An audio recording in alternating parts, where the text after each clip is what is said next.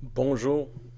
Aujourd'hui, j'ai décidé de sauter une semaine dans le lectionnaire, pour le lectionnaire, parce que la semaine prochaine, je ne serai pas à ma paroisse, je vais être à Seattle pour le Festival of Preaching Northwest, un endroit où c'est supposé attirer les meilleurs prédicateurs d'Amérique du Nord, dont je ne fais pas partie, et qui offre des ateliers à ceux qui veulent apprendre, dont je fais partie. Bref, saute une semaine.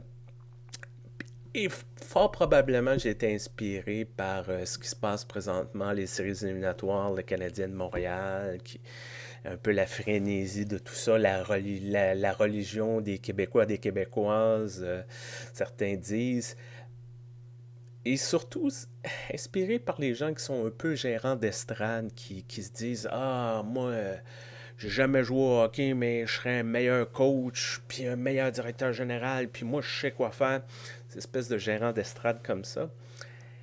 Et des fois, on a l'impression, avec l'histoire des disciples sur la route d'Emmaüs, d'avoir quelque chose de similaire, d'avoir l'impression que les gens disent: Ah ben moi, si j'étais en face de Jésus, je l'aurais reconnu. Pas comme ces deux bozos-là qui sont pas capables de s'ouvrir les yeux.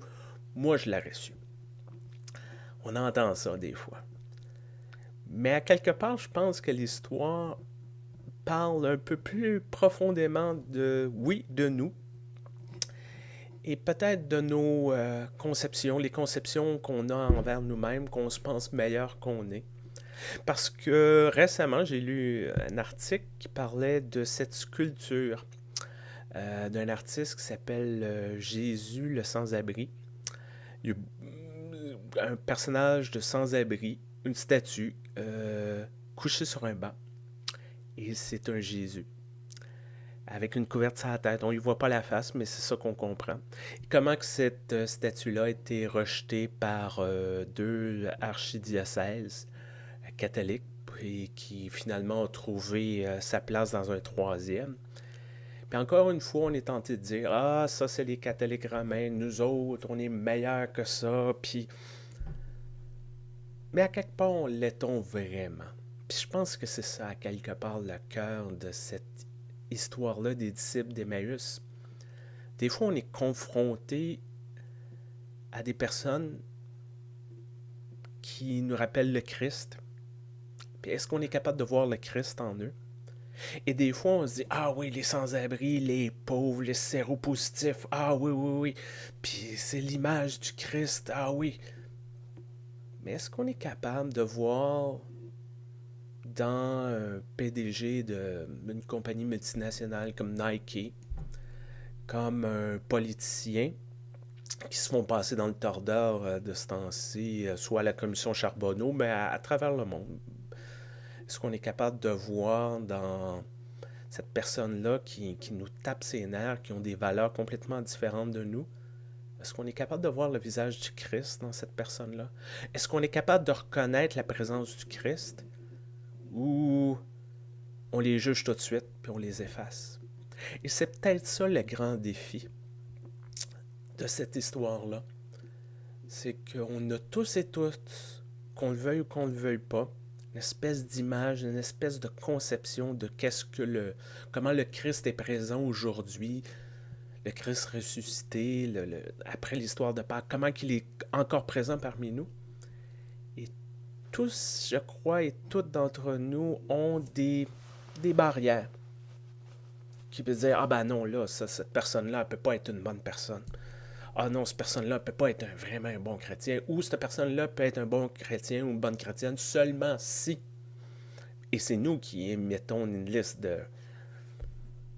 série de listes comme ça.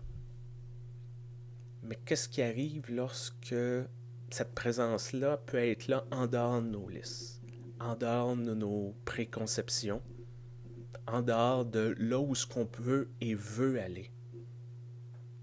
Et c'est peut-être pour ça que les disciples d'Emmaüs sont sur un chemin qu'ils marchent, quelque chose qui est très présent à travers les évangiles, surtout dans Luc, mais dans d'autres places. C'est à quelque part un processus. Les premiers chrétiens ne se définissaient pas nécessairement comme chrétiens. s'appelaient des gens du chemin, des gens qui marchaient.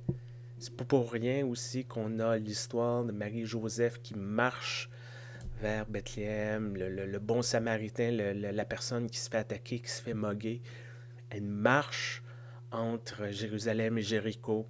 Il y a toujours cette question-là de marcher à quelque part. Il y a une question de cheminer là-dedans.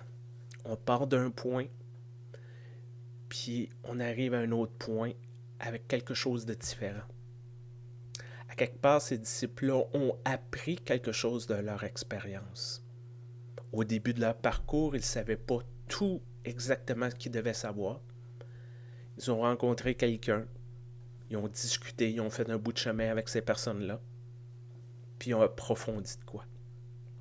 Et c'est peut-être ça que je vous souhaite pour les prochains jours, d'avoir ces processus-là, ces marches-là, soit physiques, soit spirituelles ou intellectuelles.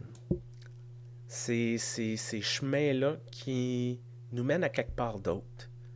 D'avoir l'humilité de dire, ben non, je comprends pas tout. Et d'accepter que c'est correct de ne pas tout comprendre une fois de temps en temps.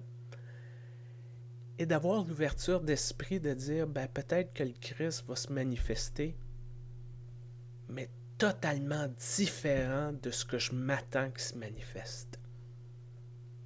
Pas juste différent du reste de la société, là, puis qu'on parle encore une fois des sans-abri, des jeunes, non, encore plus différent de ça.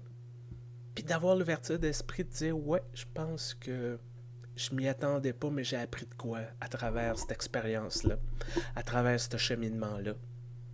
Puis de ne pas être gêné de l'admettre. Puis comme les disciples, de ne pas être gêné de proclamer l'expérience à d'autres.